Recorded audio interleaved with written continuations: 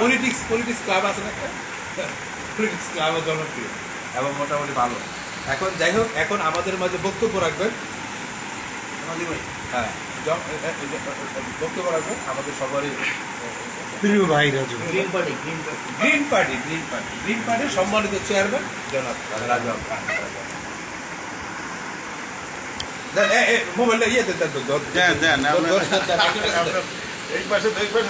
আসসালামু আলাইকুম। আমার কাছে থাক, আমি প্রথমেই আপনাদেরকে ধন্যবাদ জানাই যে আপনারা এক জায়গায় বসে আলোচনা করছেন।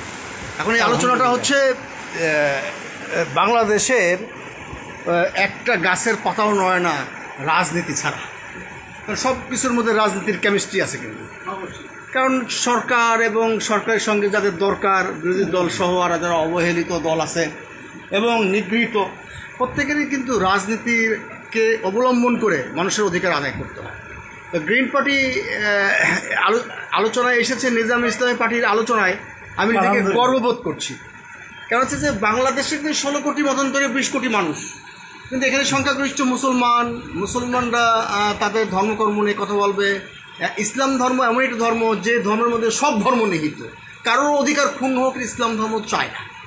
তা আমরা মনে করি যে ইসলামিক দল অনেকে বলে, হ্যাঁ আসলে ইসলামিক দল শুধু ইসলামিক দল না, এটা শান্তির দল। জি জি, আপনারা শান্তি হিসাব করতে পারেন সব ধর্মের লোকেরা যাতে শান্তিতে বাস করে, এটাই হচ্ছে আমাদের মৌলিক চাহিদা, চিন্তা।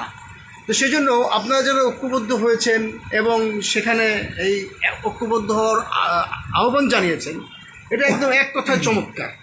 বাংলাদেশে কিন্তু দীর্ঘদিন ধরে বিভিন্ন রাজনৈতিক দল ক্ষমতা আসে, যার যার আখের গোছায় দুর্নীতি করে এবং দুর্নীতিকে জায়েজ করবার চেষ্টা করে এবং দুর্নীতি করেও বলে যে না না ভালোই চলছে দেশ, এরকম হয় কিন্তু। এবং পরবর্তীতে হয়তো আরও অনেকে আসতে চাবেন একই সূত্র একই মুদ্রা দুই পিঠ হয়ে হতে পারে, ক্ষমা চেয়ে মানুষের কাছে মাপ চেয়ে যারা সত্যিকারের রাজনীতির এই চৌকাট পার হয়ে জনগণের ভোট নিয়ে আসতে পারবে, তারা রাষ্ট্র গঠন করবে। কিন্তু যদি সেই একই অবস্থার পরিবর্তন না হয়, ওয়াদা ভঙ্গ করে, তার জন্য সমাধান একটাই, সেটা হচ্ছে ইসলাম। মানে আপনারা মনে করতে পারেন যে রাজু বোধহয় মৌলবাদ হয়ে গেছে, আসলে না। আপনাদেরকে আগে মৌলবাদের ব্যাখ্যাটা দিয়ে রাখি।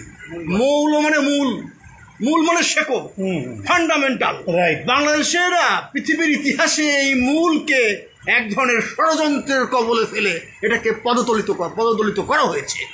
আজকে বাংলাদেশ যখনই সামনের দিকে এগিয়ে যাচ্ছে তখনই কিন্তু ষড়যন্ত্র এসে হাজির হয়েছে।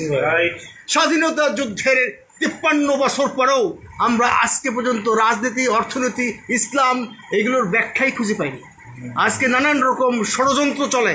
আজকে একজনের মৃত্যুতে আর একজনের সে জানাজায় যায় না, এই রাজনীতির প্র্যাকটিস চলছে বাংলাদেশে। তা আমি 30 সেকেন্ড সময় পেতে পারি আর বলার জন্য? জি জি জি।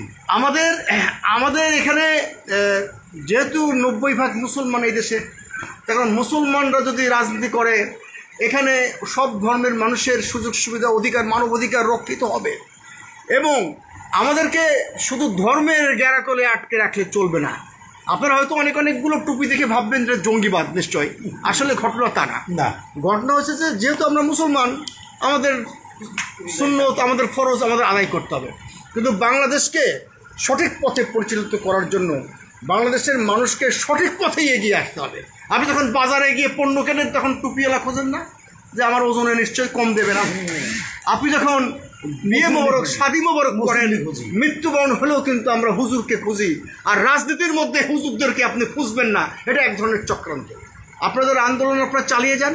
আমার গ্রিন পার্টি ডান বাম মধ্যপতি ঊর্ধ্বগতি এবং নিম্নগতি সবার সঙ্গে থাকবে। তবে এর মধ্যে যেটা ভালো, সেই ভালোগুলোই আমরা বেছে নেব। আপনারা অপেক্ষায় থাকবেন সেটা দেখার জন্য।